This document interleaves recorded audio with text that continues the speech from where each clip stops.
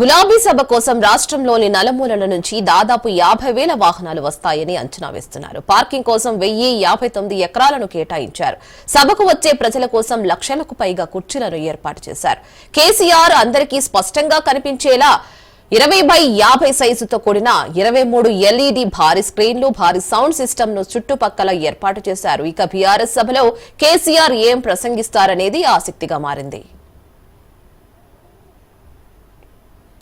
జిల్లలు గదిలేరో అందరి దారి ఓరు కల్లు వైపే సాగేరో పోరాటాల పత్తు పడుపు తెలంగాణ కుంటే దరువు పోరాటాల పత్తు పడుపు తెలంగాణ కుంటే దరువు గులాబీ జెండా పట్టి ఎల్కా తుర్తి బాట పట్టు హట్ హట్ హట్ ఆహా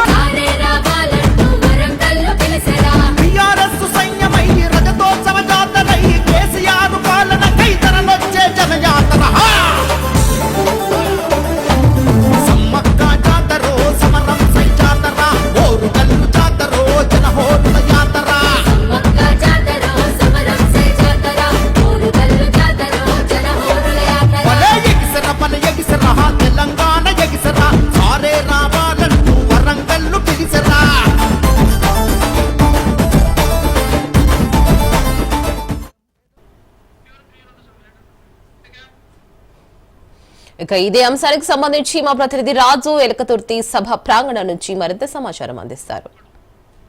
దీనికి సంబంధించి బీఆర్ఎస్ పార్టీ ఇప్పటికే రజతోత్సవ వేడుకల నిర్వహణకు భారీ ఎత్తున ఏర్పాట్లు చేసింది. ఇక్కడ హన్మకొండ దగ్గరలోని ఎల్కతుర్తి వద్ద బీఆర్ఎస్ పార్టీ ఏర్పాటు చేసినటువంటి భారీ బహిరంగ సభకు పూర్తి ఏర్పాట్లు అయితే చేయడం జరిగింది. లక్షలాదిగా తరలి రానున్నారు. ఈరోజు సాయంత్రం 4 గంటలకు ప్రారంభం కాబోయే ఈ యొక్క బహిరంగ సభకు సంబంధించి ఏర్పాట్లు ఇక్కడ ముమ్మరంగా చేస్తా ఉన్నారు. దీనికి సంబంధించి మనం చూడవచ్చు, ఇక్కడ ప్రధాన వేదికను ఇక్కడ ఏర్పాటు చేయడం జరిగింది. ఈ వేదిక పైనే కేసీఆర్ తో పాటు పార్టీ ముఖ్య నాయకులు, అదేవిధంగా ఇతర నాయకులు, మాజీ ఎమ్మెల్యేలు, మాజీ మంత్రులందరూ కూడా ఈ వేదిక పైన ఆసీనులు కాబోతా ఉన్నారు. ఇక్కడి నుంచి కేసీఆర్ ఏం మాట్లాడబోతా ఉన్నారు అనే దానిపై ఒక ఉత్కంఠ అయితే కొనసాగుతా ఉంది. ఎందుకంటే ఇప్పటికే రాష్ట్రంలో కాంగ్రెస్ పార్టీ అధికారంలోకి వచ్చి 1.5 సమయం గడుస్తూ ఉంది. అప్పటి నుంచి కూడా కేసీఆర్ కాంగ్రెస్ పార్టీని కావచ్చు, సీఎం రేవంత్ రెడ్డి పేరును ఒక్కసారి కూడా ఉచ్చరించలేదు. ముఖ్యంగా ఇటు కాంగ్రెస్ పార్టీని, ఇటు బీజేపీ పార్టీని ఏ విధంగా విమర్శించబోతా ఉన్నారు, ఎట్లాంటి ఈ యొక్క వాళ్ళపై ఎట్లాంటి మాటలు మాట్లాడబోతా ఉన్నారు అనే దానిపై ఒక సస్పెన్స్ అయితే కొనసాగుతా ఉంది. దీనికి సంబంధించి ఎల్కతుర్తి వద్ద 154 ఎకరాల్లో ఏర్పాటు చేసినటువంటి ఈ యొక్క భారీ బహిరంగ సభ, అదేవిధంగా దీనికి సంబంధించిన ఏర్పాట్లు ఇక్కడ ముమ్మరంగా తుది దశకు చేరుకున్నాయి. దీనికి సంబంధించి చూసుకున్నట్టయితే మనం ఇక్కడ పార్కింగ్ కోసం కూడా ప్రత్యేకంగా నియోజకవర్గాల వారీగా, ఉమ్మడి జిల్లాల వారీగా కూడా పార్కింగ్ కోసం ప్రత్యేకంగా ఏర్పాట్లు చేయడం జరిగింది.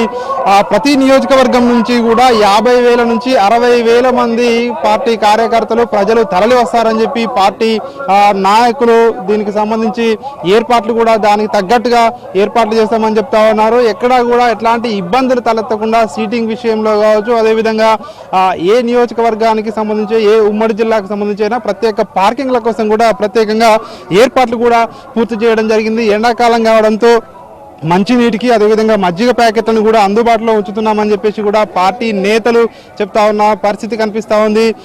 25 సంవత్సరంలోకి అడుగు పెట్టబోతా ఉన్నటువంటి బీఆర్ఎస్ పార్టీకి సంబంధించినటువంటి ఒక కీలక మైలురాయిగా చెప్పవచ్చు. 2001 జలదృశ్యంలో పురుడు పోసుకున్నటువంటి అప్పటి టీఆర్ఎస్ పార్టీ 25 సంవత్సరాల కాలంలో ఎన్నో ఉత్థాన పతనాలను చూసింది. అధికారంలో ఉన్నప్పుడు సో ఏ విధంగా ఉంది పార్టీ, అధికారం కోల్పోయిన తర్వాత ఏ విధంగా ఉంది, సో ముఖ్యంగా కేసీఆర్ యొక్క ప్రసంగం అయితే సర్వత్రా అయితే ఒక ఉత్కంఠ అయితే కొనసాగుతున్న పరిస్థితి కనిపిస్తా ఉంది. ఇప్పటికే పలు నియోజకవర్గాల నుంచి ఉదయం నుంచి కూడా కార్యకర్తలు ఇక్కడ ర్యాలీగా తరలి వస్తున్న పరిస్థితి కనిపిస్తా ఉంది. సాయంత్రం 4 గంటలకు ప్రారంభం కాబోయే ఈ యొక్క సభ వేదిక దగ్గరికి ఇప్పటికే వేలాదిగా ప్రజలు తరలి వస్తా ఉన్నారు. మరి కాసేపట్లో ఈ ప్రాంగణం అంతా కూడా జనంతో నిండిపోయే అవకాశం అయితే కనిపిస్తా ఉంది. Camera person సాయితో